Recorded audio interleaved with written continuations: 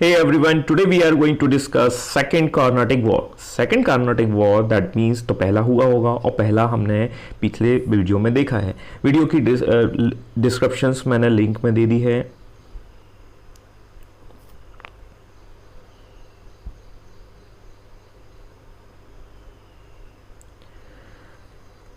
Hey everyone, today we are going to discuss Second Carnatic War. Second Carnatic War that means Britain और France के बीच में होने वाला युद्ध। सेकंड है तो इसका मतलब पहला भी हुआ होगा। पहला 1748 से में हमने देखा कि वो ख़त्म हो चुका है। अब ये युद्ध हो चुका है, इसका डिस्क्रिप्शंस मैंने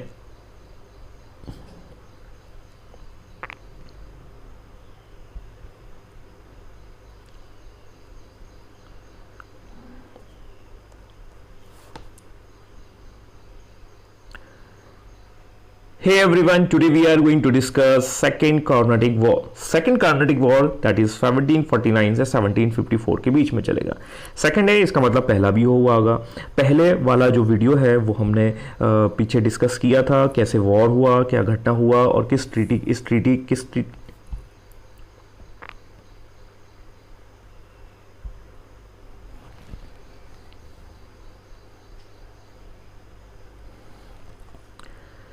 Hey everyone, today we are going to discuss Second Carnatic War, दूसरा कर्नाटक का युद्ध 1749 से 1754 के बीच में होगा। अब सेकंड की बात कर रहे हैं तो पहला भी हुआ होगा और पहला हमने पिछले वीडियो में देखा था और पिछले वीडियो की जो डिस्क्रिप्शंस है उसकी लिंक है वो सब मैंने यहाँ पर रख रखी है। दैट मीन्स आप वहाँ जाकर देख सकते हैं। प्रीवियस वीडियो को जरूर देखें, अदरवाइज ये आपको थोड़ा समझ में नहीं आएगा। अब सेकंड वाला जो बैटल होता है उसकी फाउंडेशन जो है वो पहले वाले से ही रखी जाती है। पहले वाला जो बैटल हमने देखा था उस पहले वाले बैटल्स में हमने देखा कि एक दूसरे के राज्य ये वापस कर देते हैं, एक दूसरे के जीते हुए क्षेत्र ब्रिटिश और फ्रेंच वापस कर देते हैं। अब एक दूसरे को वापस जब कर देंगे तो इनके बीच में एक और बात होती है कि ये एक दूसरे को क्षेत्र को इंटरप्ट नहीं करने वाले। हम आपके क्षेत्र में टांग नहीं अड़ाएंगे, आप हमारे क्षेत्र में टांग नहीं अड़ाइएगा, कुछ इस तरीके की बात भी होती है।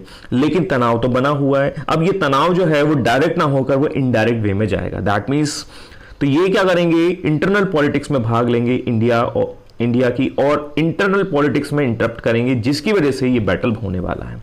तो इसको कुछ इस तरीके से समझते हैं।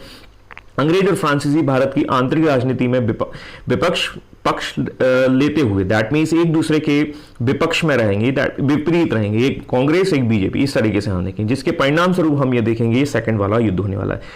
एक सामान्य भाषा में कहा जाए तो एक दूसरे के कंधे पर बंदूक रखकर गोली चलाने वाले हैं।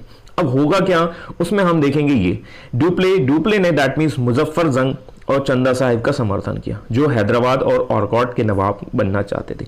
तो एक तो पहला ये ग्रुप बन जाता है। इसको हम कुछ इस तरीके से समझ सकते हैं, बहुत ही सिंपल भाषा में। हैदराबाद व कर्नाटक हमने पिछले वीडियो में देखा था, अभी हम उसको और समझ लेंगे। और हैदराबाद वाले जो सेक्शन होते हैं, दो सेक्शन होते हैं। अब दोनों ही रियासतों में दो अलग अलग पार्टीज हैं। दैट मीन्स नासिर जंग है, एक मुजफ्फर जंग है, अनवरुद्दीन है, चंदा साहिब। अनवरुद्दीन की चर्चा हमने पिछले वीडियो में भी की थी और इनका क्या रोल था बैटल ऑफ आडियार में, ये हमने समझा था। अब ये दोनों के दोनों, that means this party and this party and this party and this party, ये दोनों के दोनों आपस में लड़ रहे हैं। किसके लिए? सत्ता के लिए। एक हैदराबाद में लड़ाई हो रही है, एक कर्नाटक में हो रही है। तो सत्ता के लिए लड़ाई चल रही है दो अलग अलग ग्रुप्स में। अब इनको सपोर्ट कौन करेगा? इनको सपोर्ट करेगा, एक को करेगा ब्रिटिश और एक को करेगा फ्रेंच। तो अब आपको थोड़ी सी पिक्चर क्लियर होगी। ब्रिटिशर्स जो है नासिर जंग और अनवरुद्दीन को सपोर्ट करेगा। अनवरुद्दीन ने तो ब्रिटिशर्स के लिए पिछला युद्ध भी लड़ा था। और फ्रेंच को सपोर्ट करेंगे मुजफ्फर जंग और चंदा साहिब। तो वी कैन से दैट अब डायरेक्ट नहीं, ये इनडायरेक्ट वे में लड़ाई होने वाली है। दूसरे के कंधे पर बंदूक रखकर हम युद्ध लड़ने वाले हैं। तो चलिए युद्ध को भी हम लड़ ही लेते हैं। सेकेंड कार्नाटिक वॉर 1749 से 1754 के बीच में होगा, वही घटना है। ये सीक्वेंसेस हैं, उनको फ्लो चार्ट्स में हम समझने वाले हैं। अब इसका कारण क्या होता है? उसका कारण होता है हैदराबाद और कर्नाटक के उत्तराधिकारियों का युद्ध, और ये घटना हो रही है इंडिया में। जबकि पिछले वाले बैटल में हमने देखा था कि यूरोप में हो रहा है कुछ घटना, दैट मीन्स ऑस्ट्रिया के उत्तराधिकारी। अब इसकी घटना की वजह से क्या होगा, एक बैटल होगा और बैटल होगा 1749 में, बैटल ऑफ अंबोर। तो वहां बैटल ऑफ आडियार हुआ था, सेम यहां पर 1749 में बैटल ऑफ अंबोर होगा। और इसमें हम देखेंगे कि कुछ अलायंसेस भाग लेंगे। The allied force of the Dupleix, Chanda Sahib and Muzaffar जंग, ये तीनों के तीनों जो है वो एक साथ मिल जाएंगे और ये अनवरुद्दीन खान को चैलेंज करेंगे। अनवरुद्दीन जो ब्रिटिशर्स का सपोर्टर है, ये पीछे भी हमने देखा था, तो अनवरुद्दीन को के अगेंस्ट में ये तीन अलायंसेस लड़ने वाले हैं। पिछले स्लाइड्स में हमने यहाँ ऑलरेडी देख लिया था। अब होगा ये कि भाई युद्ध हुआ है तो युद्ध के परिणाम स्वरूप रिजल्ट भी निकलेगा, और रिजल्ट आप समझ रहे हैं कि अनवरुद्दीन साहब जो है वो हार जाएंगे। तो नवाब साहब जो है, नवाब अनवरुद्दीन की हार हो जाएगी।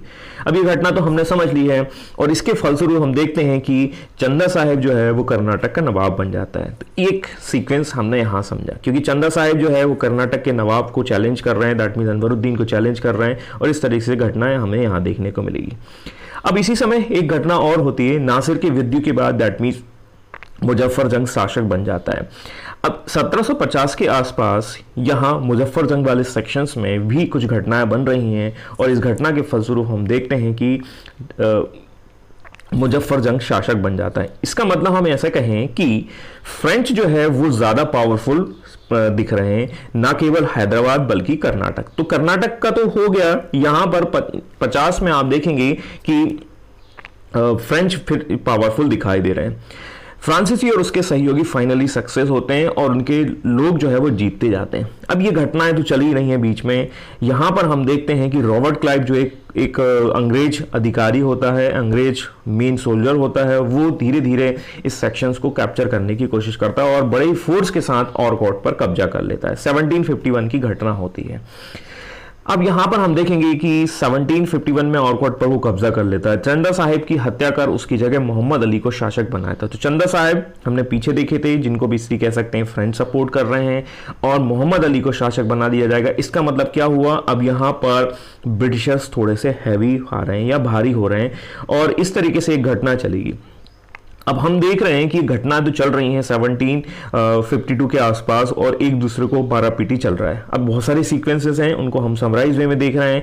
अब फाइनली जब ये लड़ाई ज़्यादा चल रही है तो फ्रेंच की जो कंपनी होती है, और फ्रेंच की कंपनी या का नोटिस आ जाता है कि डुप्ले साहब आप वापस आ जाइए, आप डुप्ले साहब वापस आ जाइए, क्योंकि लड़ाई झगड़ा चल रहा है और लड़ाई ज्यादा बढ़ रहा है, तो क्यों ना हम अपने गवर्नर को चेंज कर दें। तो Dupleix was replaced by the Godeheu as a French governor, और इस तरीके से हम देखेंगे डुप्ले के स्थान पर गोंदेहू नाम के एक नए गवर्नर जनरल आ जाते हैं। अब डुप्ले की पॉलिसीज अलग हुआ करती थी, ये नए भाई साहब आएंगे उनकी पॉलिसी अलग होंगी। ब्रिटिश, तो हम ऐसे कहेंगे कि यह कुछ घटनाओं में चेंजेस आने वाला है, और चेंजेस आएगा, और चेंजेस क्या आएगा, that means the treaty of Pondicherry. और इस तरीके से गोंदेहू जो है वो पौंडीचेरी की ट्रीटी करता है, और पौंडीचेरी की ट्रीटी के द्वारा ही ये युद्ध खत्म हो जाएगा। तो ओवरऑल इस युद्ध में आप देख रहे हैं कि ब्रिटिश और फ्रेंच जो है आपस में नहीं लड़ रहे हैं, they are fighting in front of the, that means the Indian political power, वो इंडियन पॉलिटिकल पावर को सपोर्ट करते हुए एक दूसरे से लड़ रहे हैं। तो यहां पर थोड़ा सा हमें समझना होगा कि डायरेक्टली वॉर बिल्कुल नहीं है, वो अप्रत्यक्ष रूप से है, और ट्रीटी ऑफ पौंडीचेरी के द्वारा इस युद्ध का अंत हो जाएगा। इस युद्ध के अंत के साथ ही हमारा सेकेंड बैटल खत्म हो जाता है, सेकेंड कार्नाटिक।